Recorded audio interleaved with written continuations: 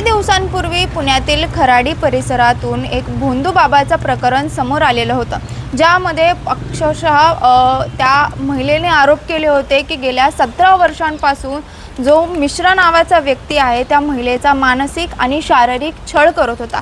या प्रकरणाने संपूर्ण पुणे जे आहे ते हादरलेलं होतं।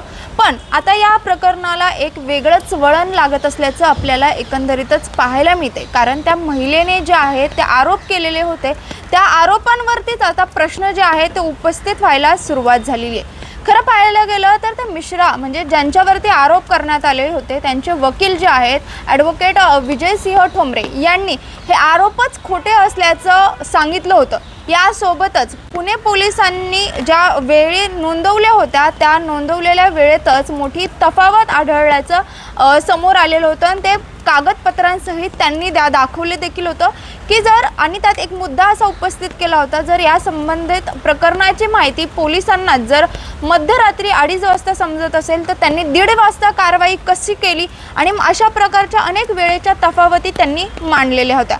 आता या प्रकरणात अजून एक पत्र जे आहे ते सध्या समोर आलेलं आहे आणि या पत्रामुळेच आता या प्रकरणाला आणखी एक वेगळाच वळण जे आहे ते येऊ शकतं।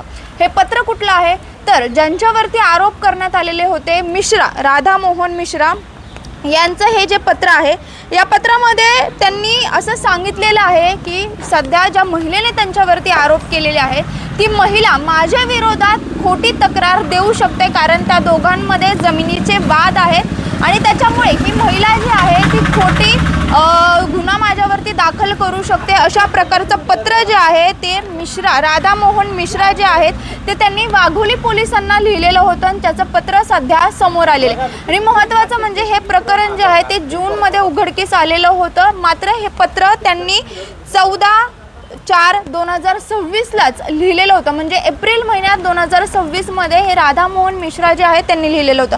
आता यात त्यांनी काय लिहिलंय तर चालू असलेल्या मालमत्ता वादामुळे संभाव्य बेकायदेशीर प्रवेश, खोटी तक्रार व अनुचित घटना घडण्याची शक्यता याबाबतची पूर्वसूचना म्हणून त्यांनी वाघोली पोलिसांना हे पत्र लिहिलं होतं।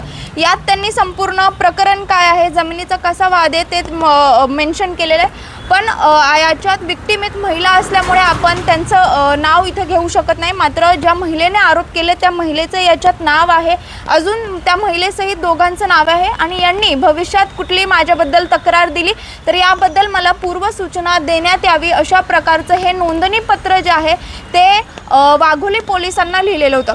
आता खरं पाहायला गेलं तर आधी त्यांचे जे वकील आहेत त्यांनी वेळेत मोठी तफावत असल्याचं आढळून आलं। यासोबतच आता हे पत्र 4 महिन्यांपूर्वीच मिश्रा यांनी वाघोली पोलिसांना दिलेले, त्याच्यामुळे या महिलेने केलेल्या आरोपांमध्ये किती तथ्य आहे अशा प्रकारची चर्चा किंवा अशा प्रकारचा आरोप जो आहे तो सध्या पुन्हा एकदा करण्यात येतोय।